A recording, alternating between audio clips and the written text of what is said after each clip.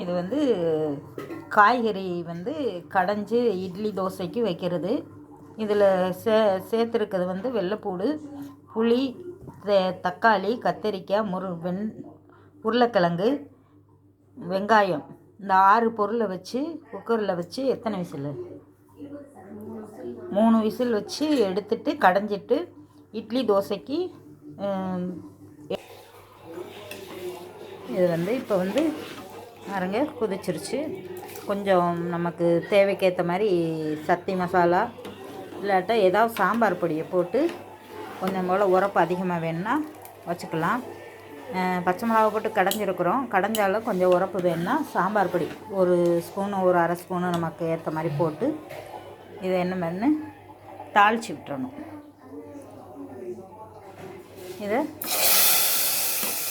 தாளிச்சிடணும். அவ்வளோதான். இந்த தக்காளி,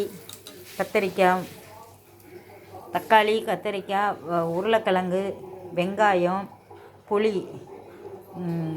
வெள்ளைப்பூடு, பச்சை மிளகாய் போட்டு இது வேக வச்சு குக்கரில் 3 விசில் விட்டு கடைஞ்சது. கொஞ்சம் போல் மசால் பொடி போட்டு கடுகு பருப்பு, கருவேப்பிலை, 2 வத்தல் கிள்ளி போட்டு கடைஞ்சி தாளிச்சிட்டோம்னா இட்லி தோசைக்கு சூப்பராக இருக்கும். நீங்கள் செஞ்சு பாருங்கள், நல்லாயிருக்கும். இந்த வீடியோ பாருங்கள், பிடிச்சிருந்துச்சுன்னா லைக் பண்ணுங்கள், சப்ஸ்கிரைப் பண்ணுங்கள். தேங்க்யூ.